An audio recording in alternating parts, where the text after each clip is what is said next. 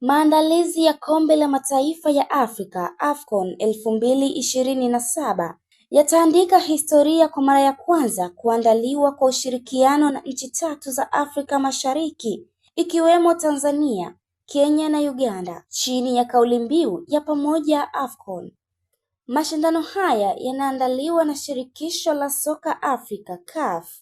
Yanatarajiwa kuleta pamoja mataifa mbalimbali ya Afrika kusherehekea mchezo wa soka katika nchi hizo tatu.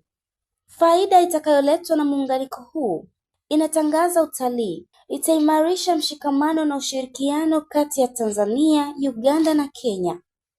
Kwa upande wa Tanzania, viwanja vitakavyotumika ni vinne, ikiwemo uwanja wa Benjamin Mkapa Dar es Salaam wenye uwezo wa kubeba watu 60,000, lakini pia uwanja wa Samia Suluhu Hassan wenye uwezo wa kubeba watu 30,000. Uwanja huu unapatikana Arusha, lakini bado upo kwenye 88% kufikia kukamilika kwake. Uwanja wa New Amani Zanzibar,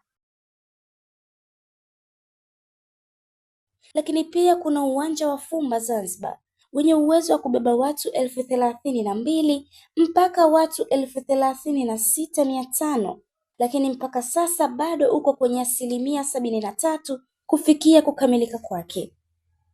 Kwa upande wa Kenya, kuna uwanja wa Talanta wenye uwezo wa kubeba watu 60,000, lakini pia kuna uwanja wa Moi Kasarani International Center wenye uwezo wa kubeba watu 55,000.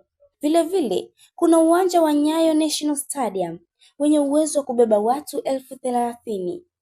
Uganda kuna uwanja wa Hoima City Stadium wenye uwezo wa kubeba watu 20,000, lakini pia kuna uwanja wa Mandela National Stadium wenye uwezo wa kubeba watu 64,125. Pamoja AFCON 2027 ni zaidi ya mashindano ya soka.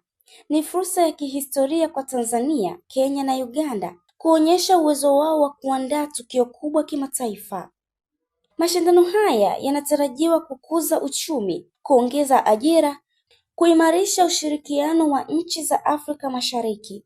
Matarajio makubwa ni kuona maandalizi yakikamilika kwa wakati, viwanja na miundombinu vikiwa katika viwango vya kimataifa, mashabiki wakifurahia mashindano salama na yenye ushindani wa hali ya juu, pamoja na nchi hizi tatu kuacha historia mpya katika soka la Afrika. Ni wajibu wa serikali, sekta binafsi na wananchi kushirikiana kuhakikisha kuwa ndoto ya pamoja AFCON 2027 inafanikiwa na kuifanya Afrika Mashariki kuwa mfano wa mafanikio katika kuandaa mashindano makubwa barani Afrika.